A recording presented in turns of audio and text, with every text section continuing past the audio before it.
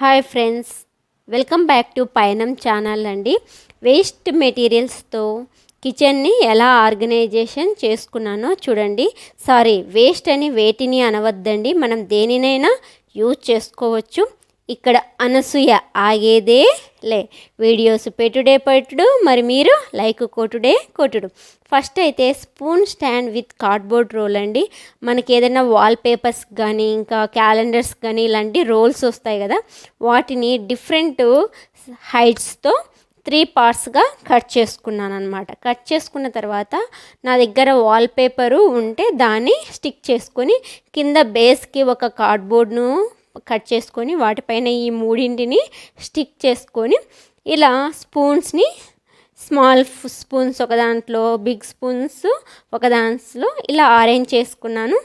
So ఎలా ఉందో చెప్పండి ఫ్రెండ్స్, మీకు కూడా నచ్చిందా? ఒక లైక్ కొట్టేయండి.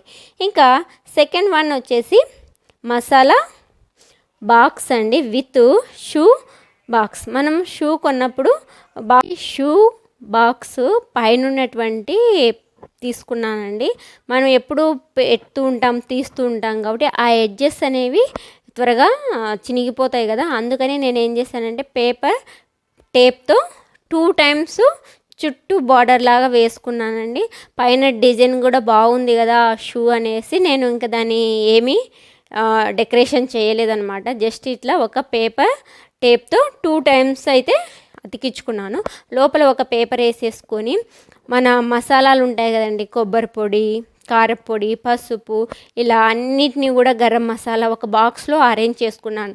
మార్నింగ్ ఆ బాక్స్ ఈ బాక్స్ తీసి హడావిడి లేకుండా ఒకటేసారి మనము ఈ బాక్స్ని తీసేసుకొని ఇలా సెల్ఫ్లో నుంచి ఒకేసారి తీసేసుకుంటే మనకు వర్క్ కూడా మార్నింగ్ పూట ఈజీ అయిపోతుంది.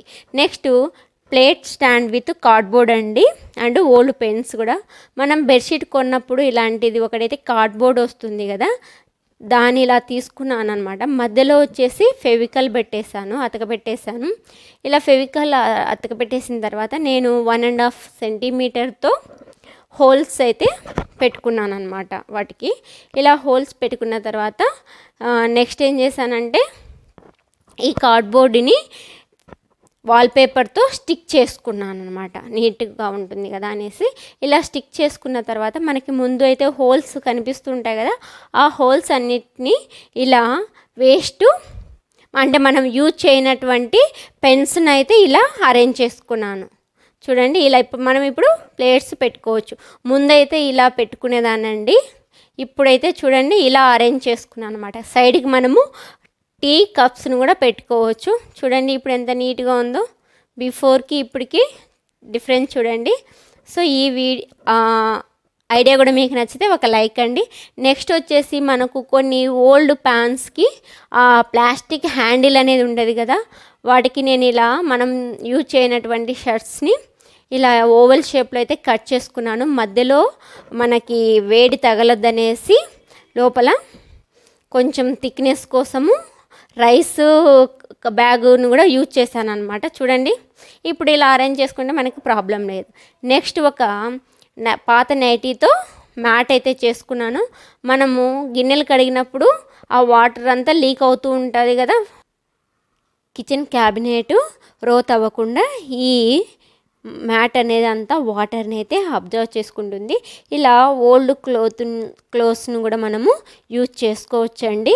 తర్వాత ఇంకొకటి ఏంటంటే, మీరు ఎవరైతే కొత్తగా ఇల్లు కట్టుకోవాలి అనుకుంటున్నారో వాళ్ళకైతే నేను ఒక ఐడియా మీకు షేర్ చేయాలనుకుంటున్నానండి. విండో మనము సౌత్ సైడ్ పెట్టుకుంటే వింటర్లో సన్ రైస్ డైరెక్ట్గా వచ్చి మనకి కిచెన్ సింక్ పైన పడతాయండి. అప్పుడు ఏమవుతుందంటే మనకి బ్యాక్టీరియా కానీ ఏమైనా ఫంగస్ అట్లాంటివి ఫామ్ అవ్వకుండా, లోపల ఉన్నటువంటి గ్రాసరీ ఐటమ్స్ కూడా వింటర్లో పాడవకుండా హెల్ప్ అవుతుందండి. Thank you for watching. ఈ ఐడియాస్ కూడా మీకు నచ్చినట్లయితే please like, share and subscribe my channel. Thank you for watching.